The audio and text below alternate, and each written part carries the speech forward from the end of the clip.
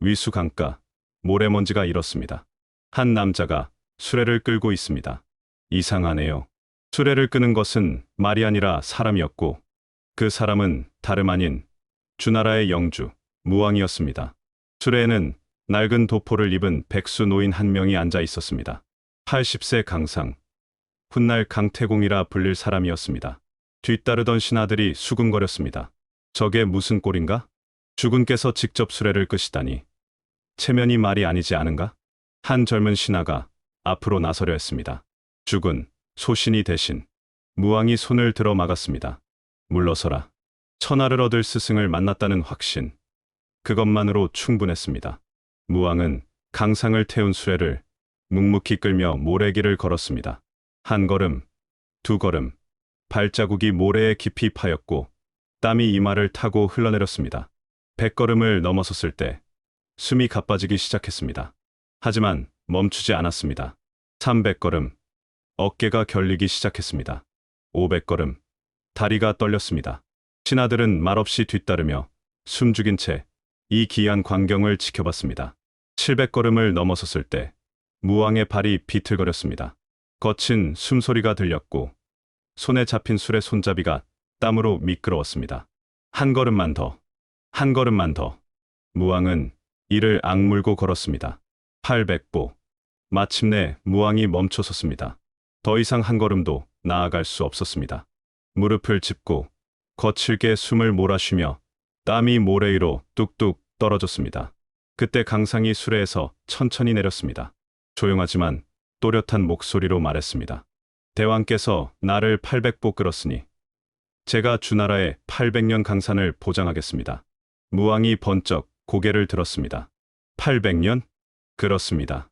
무왕의 얼굴이 환해졌다가 이내 굳어졌습니다. 조금만 더 끌걸. 후회가 파도처럼 밀려왔습니다. 무왕은 다시 술의 손잡이를 잡으려 했습니다. 어르신, 제가 조금 더. 강상이 단호하게 고개를 저었습니다. 이미 늦었습니다. 말로 해버리면 효력이 없습니다. 무왕은 그 자리에 주저앉았습니다. 100걸음만 더. 아니 50걸음만 더 끌었더라면. 하지만 운명은 이미 정해졌습니다. 그날 800보는 주나라 800년 운명을 결정했고 무왕의 평생 후회가 되었습니다.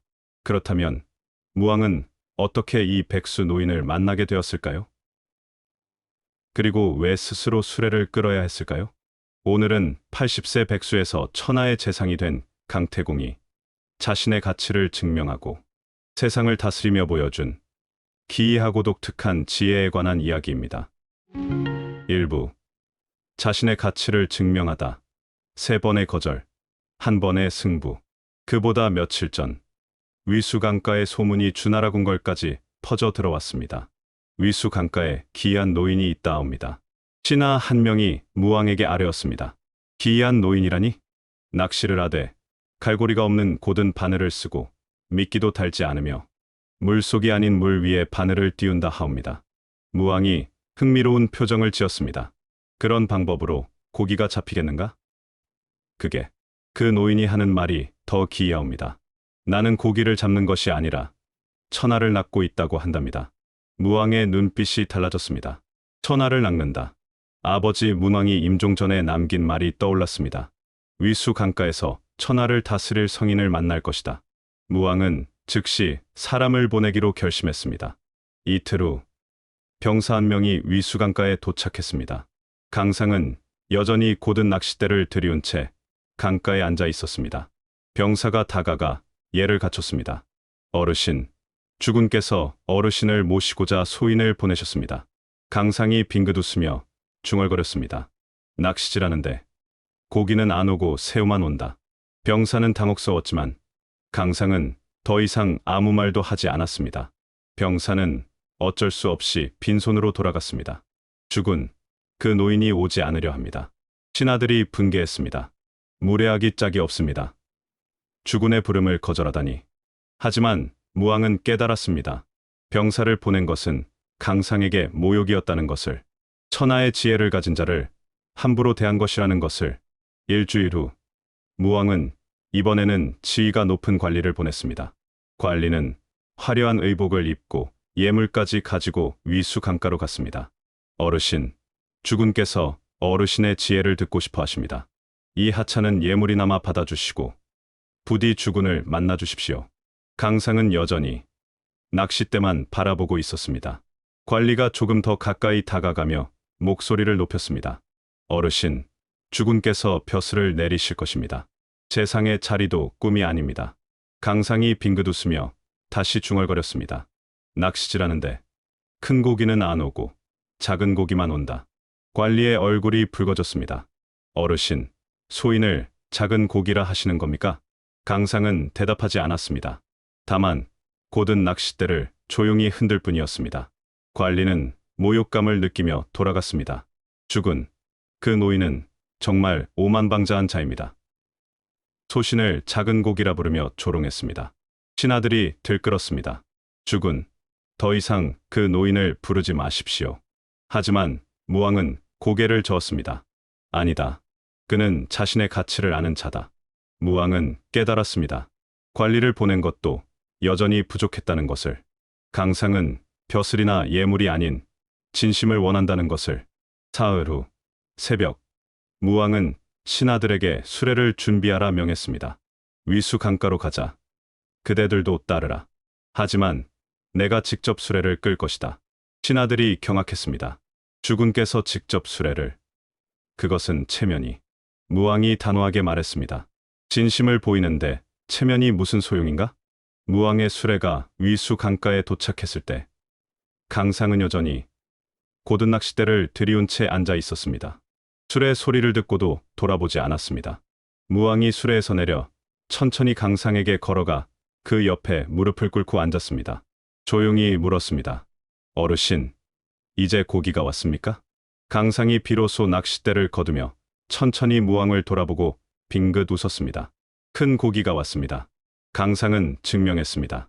자신의 값어치를 아는 사람은 함부로 팔지 않는다는 것을, 기다릴 줄 알면 세상이 먼저 찾아온다는 것을. 병사를 무시하고 관리를 거절하고 왕을 기다린 그 대담함이 천하를 움직였습니다. 그리고 그날 무왕은 강상을 수레에 태우고 800보를 걸었습니다. 2부 재상의 기행.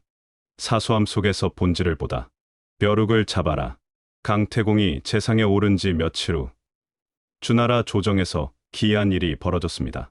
대신들이 도열에 서 있는 가운데 강태공은 자신의 낡은 옷을 벗어 내밀었습니다. 경들, 이 옷의 벼룩을 잡아보시오. 대신들은 귀를 의심했습니다. 천하의 재상이 시키는 일이 벼룩 잡기라니. 하지만 명령은 명령이었고 어쩔 수 없이 벼룩을 잡기 시작했습니다.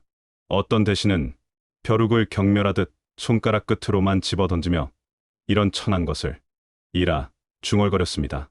어떤 이는 과장되게 손뼉을 치며 열심히 잡는 척하면서 강태공의 환심을 사려 했습니다. 그런데 한 대신은 달랐습니다.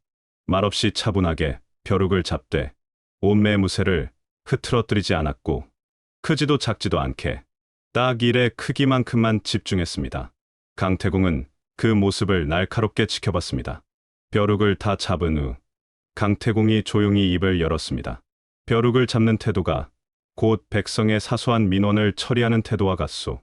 사소한 일을 경멸하는 자는 큰 일도 반드시 대충 처리할 것이며 과장된 자는 진실 대신 명예만 구하려 할 것이오. 강태공은 차분하게 벼룩을 잡았던 대신을 가리켰습니다. 저 사람을 호부의 핵심요직에 임명하시오. 신하들은 경악했지만 강태공의 판단은 정확했습니다. 그 대신은 백성의 세금 문제를 공정하게 처리하는 명관이 되었고 사소함 속에서 본질을 본 강태공의 지혜는 조정의 소문으로 퍼져나갔습니다. 수염 다듬기의 교훈. 며칠 후 강태공은 무왕에게 또 다른 기이한 명령을 내렸습니다. 폐하, 오늘부터 매일 아침 폐하의 수염을 관찰하고 직접 다듬으십시오. 무왕은 어리둥절했습니다. 태사, 그것이 무슨. 폐하께서 털이 자라는 시간의 흐름을 몸소 느껴야 합니다. 무왕은 황당했지만 따랐습니다. 매일 아침 거울 앞에 앉아 수염을 관찰하고 다듬었는데 하루, 이틀, 사흘이 지나도 수염은 계속 자라기만 했습니다. 일주일이 지났을 때 무왕은 강태공을 찾아가 물었습니다. 태사, 수염이 수시로 자라고 있습니다. 어찌해도 멈추지 않습니다. 강태공이 빙긋 웃으며 대답했습니다. 그렇습니다, 폐하. 폐하의 수염이 쉬지 않고 자라듯 천하의 시간도 멈추지 않고 흡니다. 폐하가 잠시 게으름을 피울 때 백성의 시간은 멈추고 고통받습니다. 군주의 하루는 백성의 1년과 같습니다. 강태공은 무왕의 눈을 똑바로 보며 단호하게 말했습니다. 정치는 미루는 순간 독이 됩니다. 그날 이후 무왕은 새벽같이 일어나 정사를 돌보았고 강태공은 시간의 덧없음을 시각화하는 독특한 방법으로 왕의 나태를 바로잡았습니다. 소금 반값의 역설. 그해 가을 흉년이 들면서 소금값이 폭등했고 백성들은 소금을 구하지 못해 신음했습니다. 대신들이 강태공에게 아뢰었습니다. 태사, 소금 가격을 통제해야 합니다. 강태공은 고개를 저으며 뜻밖의 명령을 내렸습니다. 아닙니다. 정부가 보관하던 소금을 원가의 절반 가격으로 시장에 풀도록 하시오. 대신들이 경악하며 외쳤습니다. 그럼 나라의 재정이 파탄납니다. 강태공은 빙긋 웃으며 대답했습니다. 걱정 마시오.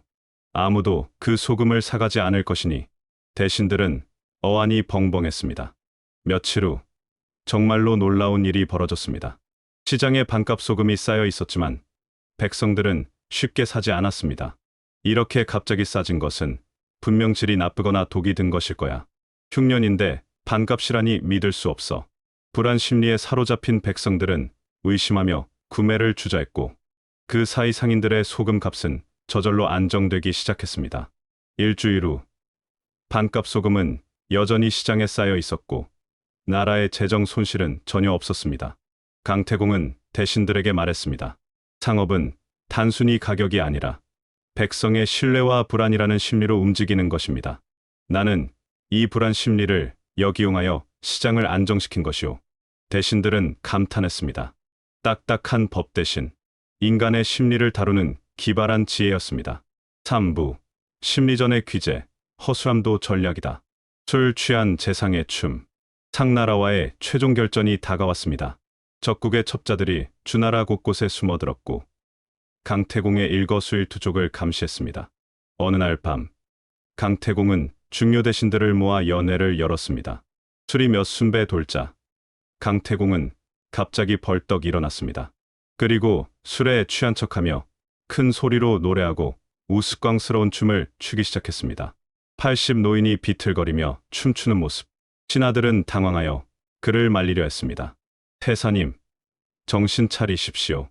적국의 첩자가 이 소식을 들으면 주나라를 얼마나 우습게 보겠습니까? 강태공은 비틀거리며 외쳤습니다. 하, 잘 보았소. 나 같은 늙은 재상은 이 정도 허술함이 있어야 한다. 신하들은 혼란스러웠습니다. 강태공은 술잔을 들고 진지한 목소리로 말했습니다. 상나라가 주나라의 재상은 완벽하고 빈틈이 없는 신선 같다고 생각하면 우리를 극도로 경계합니다. 신하들이 귀를 기울였습니다. 하지만 그들이 주나라의 재상은 늙은 술주정뱅이라 정신이 나갔다고 오판한다면 그들은 방심하고 우리의 진짜 전략을 경계하지 않을 것입니다. 신하들의 눈이 커졌습니다. 이틀 후 이 소문은 상나라에 흘러 들어갔습니다. 주나라의 강태공이 술에 취해 춤을 췄다더라. 늙어서 정신이 나간 모양이야. 별거 아니군. 상나라 장수들은 경계를 풀었습니다. 그리고 그것은 치명적인 실수였습니다.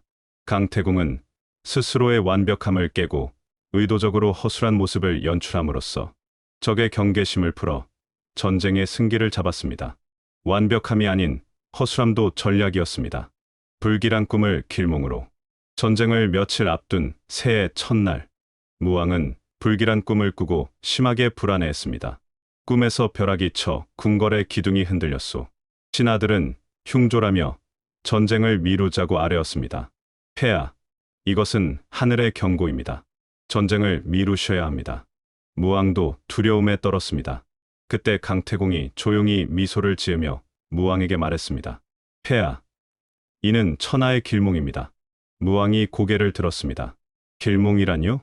벼락은 하늘의 권능이요. 기둥이 흔들린다는 것은 낡은 것을 부수고 새로운 질서를 세운다는 뜻입니다. 강태공은 확신에 찬 목소리로 말했습니다. 이는 폐하가 묵은 상나라를 멸하고 주나라의 기반을 확고히 할 승리의 징조입니다. 무왕의 눈빛이 살아났습니다. 불안이 희망으로 바뀌는 순간이었습니다. 무왕은 용기를 얻고 전쟁을 진행했고 결국 상나라를 멸망시켰습니다. 강태공은 불안을 희망으로 바꾸는 능력으로 군주의 정신적 지주가 되었습니다. 심리학적 통찰이 승리를 만든 것입니다. 4부. 권력을 경계하고 미래를 그리다. 엎질러진 술잔. 전쟁이 끝나고 평화가 찾아왔습니다. 강태공은 주나라 최고 권력자였습니다. 어느 날 아침, 신하들이 모인 자리에서 강태공은 식탁 위에 술잔을 들었습니다.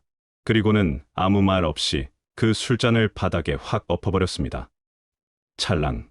술이 사방으로 튀었습니다. 신하들이 술이 튀는 것을 피하며 경악했습니다. 태사님, 어찌하여? 강태공은 바닥에 엎질러진 술을 가리켰습니다. 내가 가진 권력이 바로 이 잔에 담긴 술과 같소. 신하들이 숨을 죽이고 들었습니다. 한 번 엎어지면 다시 채울 수 없고 다시 담는다 해도 이미 더러워져 마실 수 없게 됩니다. 강태공은 신하들을 둘러봤습니다. 권력을 남용하는 순간 그것은 돌이킬 수 없는 독이 됩니다. 나는 매일 이것을 상기하려 합니다.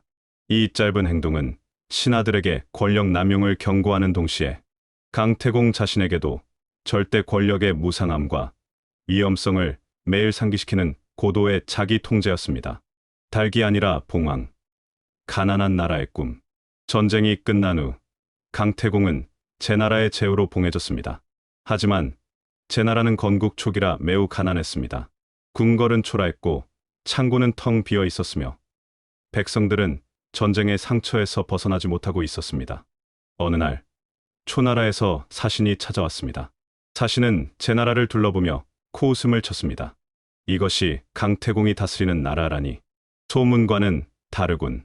강태공은 사신을 위해 연회를 준비했습니다. 하지만 준비할 수 있는 것이 많지 않았습니다. 연회장에 차려진 음식은 소박했고 메인 요리로 나온 것은 고작 닭요리 한 접시였습니다. 사신은 음식을 보고 실망한 표정을 감추지 못했습니다. 젓가락도 들지 않고 비웃듯 말했습니다. 제 나라는 이렇게 가난합니까? 국빈을 접대하는데 닭요리밖에 못 내놓습니까? 주변 제나라 신하들의 얼굴이 붉어졌습니다. 분노와 수치심이 뒤섞인 표정이었습니다. 한 신하가 벌떡 일어서려 했으나 강태공이 손을 들어 막았습니다. 강태공은 빙긋 웃으며 조용히 말했습니다. 이것은 닭이 아니요, 봉황이요. 연회장이 조용해졌습니다. 사신이 어이없다는 듯 코웃음을 쳤습니다. 봉황. 하하, 우습군요.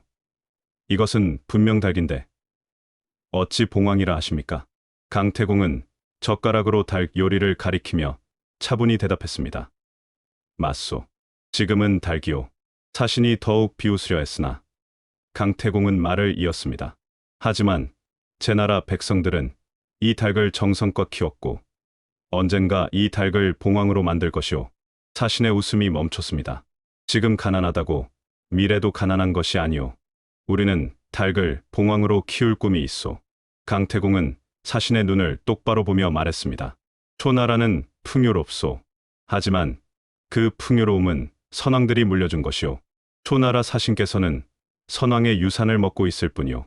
사신의 얼굴이 굳어졌습니다. 하지만 제 나라는 다르오. 우리는 아무것도 물려받지 못했소. 그러니 우리 손으로 직접 만들어야 하오. 이 닭을 봉황으로 키우듯 이 가난한 땅을 풍요로운 나라로 만들 것이오. 강태공은 닭요리 한 점을 집어 먹으며 웃었습니다. 사신께서는 오늘 봉황의 맛을 보신 것이오. 10년 후 다시 오시면 진짜 봉황을 보여드리겠소. 사신은 할 말을 잃었습니다. 제 나라 신하들의 눈에는 눈물이 맺혔습니다. 수치심이 아니라 자부심의 눈물이었습니다. 연회가 끝난 후 사신은 돌아가며 생각했습니다.